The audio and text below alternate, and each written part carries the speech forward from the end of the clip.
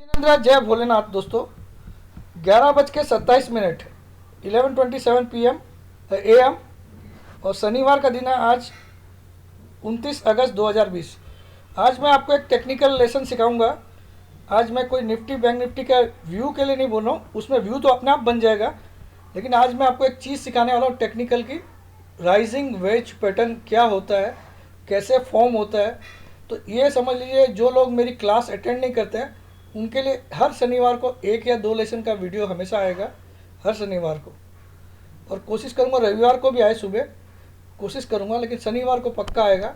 आज भी मेरी 4 बजे से क्लास है दोस्तों, 4 से रात को 11 साढ़े 11 तक चलेगी।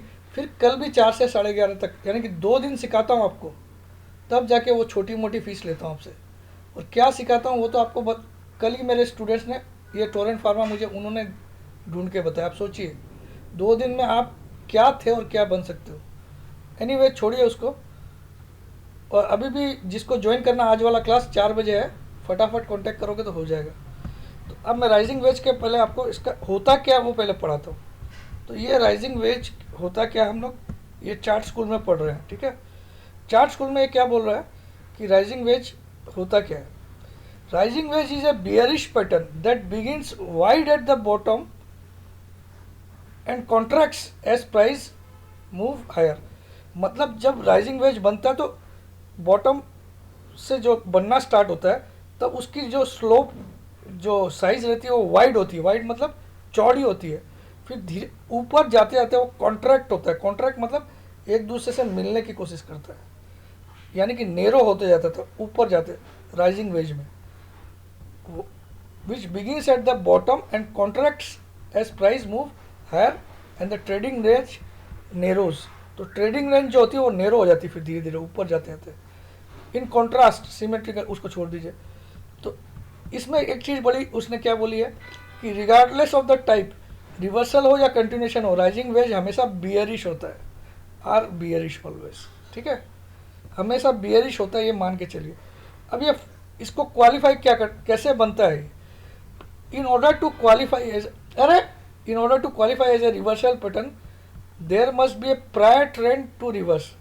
The rising wedge usually forms over a 3 से 6 महीने के पीरियड में एक राइजिंग वेज बनता है। 3 से 6 में परफेक्ट राइजिंग वेज जो बनता है वो 3 से 6 महीने का पीरियड लेता है, और उसके बाद वो एक रिवर्सल पैदा करने में कामयाब होता है। रिवर्सल करने का कामयाबी रखता है, वो ताकत रखता है। उसकी अपर रेजिस्टेंस लाइन जो बनती है, अपर रेजिस्टेंस लाइन से मेरा मतलब इससे है, इसमें आपको जो ये पहला पॉइंट आपने चुना है, इससे दूसरा पॉइंट का प्राइस हमेशा हाई होना चाहिए। 2 पॉइंट एटलीस्ट आपको टच करना पड़ेगा, 2 हाई को। तो इस हाई से ये वाला हाई का फिगर ऊंचा होना चाहिए, तब राइजिंग वेज बनेगा। तो एटलीस्ट इसने यही लिखा है इसमें कि 2 हाई आपको एटलीस्ट सिलेक्ट करना पड़ेगा। क्या करना पड़ेगा? It takes at least 2 reaction highs to form upper resistance line, ideally 3। Ideally 3 हो जाता है, कई बार 3 होने से भी चलता है, लेकिन 2 एटलीस्ट होना चाहिए। Reaction high should be higher than the previous high. और जो भी रिएक्शन हाई आप टच करते हो, 2 लेते हो या 3 लेते हो, हर एक हाई दूसरे वाले से ऊंचा होना चाहिए। तो यहाँ निफ्टी वाले चार्ट में हम देखते हैं, यहाँ मैंने लिया, ये हाई हो गया, मैं आपको दिखाता हूँ। मैं निफ्टी में दिखा रहा हूँ आपको, ये एक हाई था। इस हाई का वैल्यू भी बताता हूँ। इस हाई से मैंने इस हाई ऊंचा हाई को छुआ, ये ऊंचा हाई है, और ये इससे भी ऊंचा हाई है। 3 हो गया। तो तीनों का वैल्यू भी बताता हूँ मैं आपको चेक करने के लिए। पहले वाले का वैल्यू क्या आ रहा है? 10,159 919 कितना आ रहा है? 9,602 पहले वाले का, ठीक है। दूसरे वाले का आ रहा है 11,240 239। तीसरे वाले का आ रहा है 11,341। तो तीनों एक दूसरे से ऊंचा हाई है। तो पहला कंडीशन मैंने आपको दिखा दिया इसमें, ठीक है। अब दूसरा कंडीशन, लोअर सपोर्ट लाइन कैसे बनती है? At least 2 reaction low are required to form the lower support line, each reaction low should be higher than the previous low. तो पिछला लो दूसरे वाले लो से, अगला लो जो है पिछले वाले लो से ऊंचा होना चाहिए। तो फिर से देखते हैं हम लोग।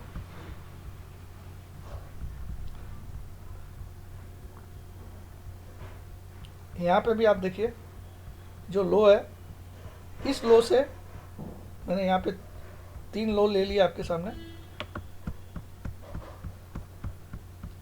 ये लो से ये लो ऊंचा है और ये लो और ऊंचा है और आगे जाके ये लो और ऊंचा है और ये कॉन्ट्रैक्ट। तो ये यहाँ तक सारी कंडीशन इसने मीट कर रहा है, ठीक है। अब आ जाते हैं हम लोग फिर से उस पर।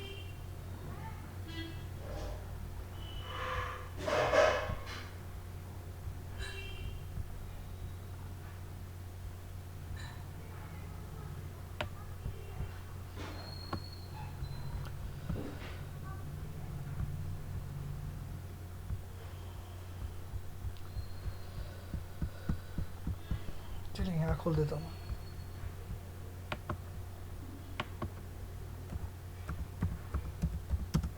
तो यहाँ तक आपको समझ में आया?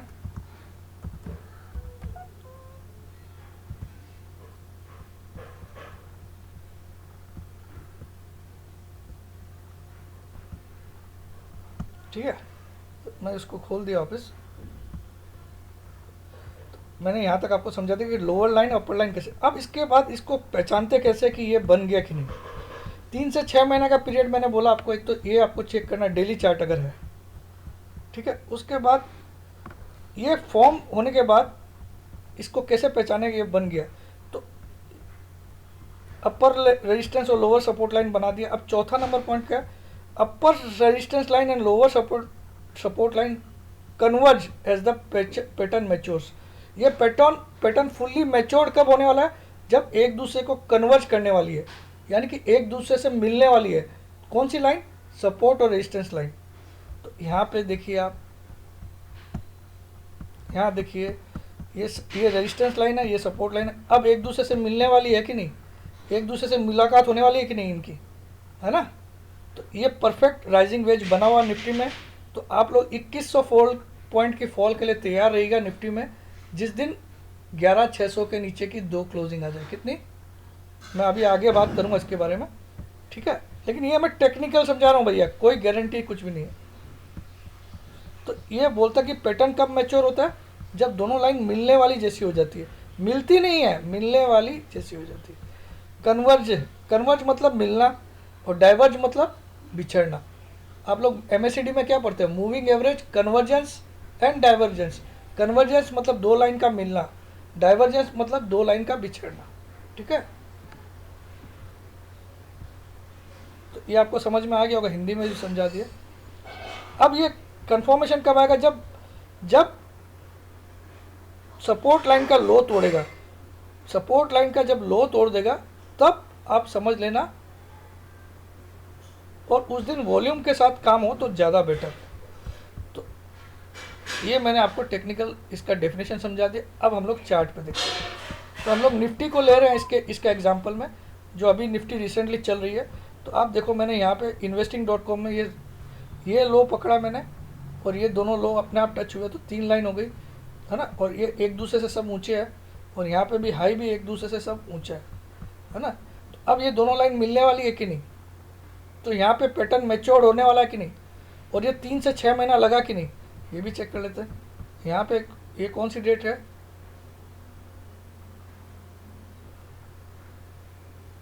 ये मार्च महीने से हम लोग ले रहे हैं। तो मार्च से लेके आज तक कितने महीने हो गए, अगस्त में 6 महीने। और इसने क्या लिखा था राइजिंग वेज के बारे में, 3 से 6 महीने में एक पैटर्न मैच्योर्ड होता है। तो लगभग 6 महीने होने वाले हैं। और आप देख सकते हो कि अब ये क्या बोलता है कि इसके नीचे ब्रेकडाउन है। तो ये फिगर आता है 11607। तो हम लोग राउंड फिगर में क्या मान सकते हैं, जिस दिन निफ्टी डेली चार्ट में 2 कंसेक्यूटिव रेड कैंडल बना दे, क्योंकि मैं एक के बाद कंफर्मेशन नहीं मानता, कंफर्मेशन के लिए मुझे 2 रेड कैंडल की क्लोजिंग चाहिए, ठीक है। तो 11607 के नीचे, और ऊपर अब कहाँ तक जा सकता है ये भी बता देता हूँ आपको। निफ्टी इससे ऊपर शायद ही जाएगा, तो 11815 लिख लीजिए आप, ऊपर का हाईएस्ट, जो कि 1 या 2 दिन में ही जाएगा अगर जाना होगा तो, 1 या 2 दिन में, क्योंकि अब इसका ब्रेकडाउन होना तय है, क्योंकि ये पूरा कन्वर्जेंस होने वाला है दोनों में, लाइन किस होने वाली है आप देख सकते हो। तो इससे बढ़िया कोई समझाता हो तो उसको बुला लीजिएगा, है ना, उसको भी देख लीजिए। अब मैं बताता हूँ कहाँ से कितनी फॉल आएगी, फॉल कितनी आएगी नीचे टूटने के बाद अगर 11,600 के नीचे। तो आप लिखो 9,602 माइनस 7,511, यानी कि मोटा मोटा 2100 पॉइंट का मिनिमम फॉल आप मान के चलो, 2100 पॉइंट का मिनिमम फॉल मान के चलो, जिस दिन निफ्टी 11,600 के नीचे दो क्लोजिंग डेली चार्ट में दे देगी, है ना, 2 कंजिक्यूटिव क्लोजिंग।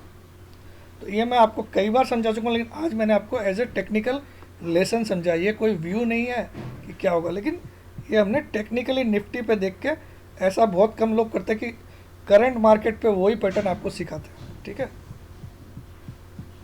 तो आप देख सकते हो, इसमें कोई गलती हो तो मुझे बताइएगा।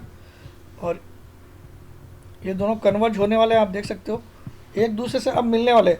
यहाँ अगर आप देखो तो पॉइंट आपको दिखाता हूँ,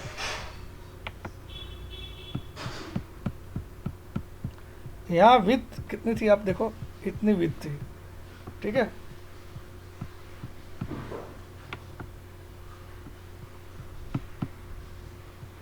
आगे जाके क्या हो गया,